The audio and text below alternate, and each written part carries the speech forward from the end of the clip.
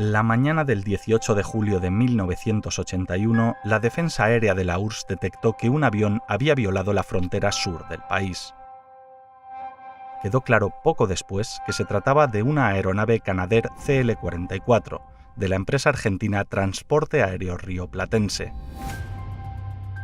El piloto Valentín Kuliapin estaba de guardia aquel día en una de las bases aéreas cercanas a las fronteras de la URSS. Recibí la orden de despegar. Cuando lo hice, me dijeron que volase hacia la frontera en régimen de poscombustión para llegar cuanto antes. Pensé que ese día no iba a pasar nada más realmente extraordinario y que pronto regresaría a la base.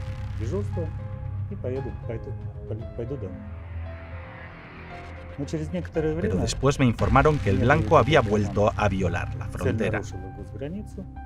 La orden era forzar al avión a aterrizar en uno de nuestros aeródromos. Al parecer me vio, cambió de rumbo y se dirigió hacia el norte.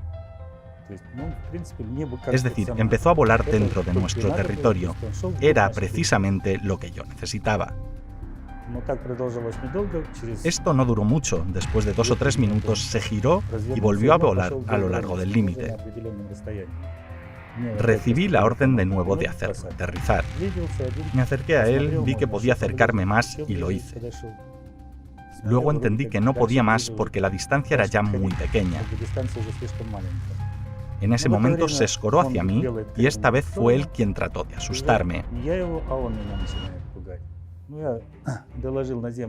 Informé al centro de mando que el intruso no acataba las órdenes. Solicité permiso para derribarlo, pero la respuesta fue hacerlo aterrizar. Cuando se inclinó hacia mí por segunda vez, tomó rumbo al sur y empezó a salir de nuestro territorio. En ese instante me llamaron por mi nombre en clave y me ordenaron eliminar el blanco. Entendido, dije. Y empecé a pensar en cuál era la mejor manera de hacerlo. Si hubiera empezado una maniobra de viraje para lanzar los misiles, habría tardado demasiado. La frontera estaba muy cerca, por eso decidí impactar contra él. En el primer intento traté de chocar contra el ala con el fuselaje, pero calculé un poco mal y vi que golpeaba no con mi fuselaje, sino con la cabina. Lo intenté por segunda vez. Traté de pasar por debajo del estabilizador y salir entre él y el ala. Lo logré. Cuando pasaba por debajo del estabilizador, me pareció grande y me dio la impresión de que el tiempo pasaba demasiado lento. Moví el morro del avión hacia arriba y salí entre el estabilizador y el ala, tal y como tenía planeado. Luego me enteré de que destruí su estabilizador derecho. El impacto no fue duro, pero unos pedazos de vidrio cayeron sobre mí.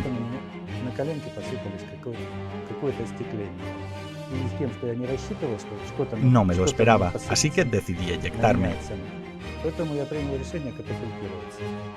Me catapulté con éxito y se abrió el paracaídas. Empecé a buscar al intruso que caía por debajo de mí y estaba en una posición imposible de salvar. Lo contemplé cuando todavía estaba en el aire. Cuando aterricé, se acercaron 2 armenios que me hablaron en ruso y eso me tranquilizó. Después me entregaron a la policía y luego a los guardas fronterizos, que me acercaron a mi base aérea donde rendí cuentas e informé del cumplimiento de la misión.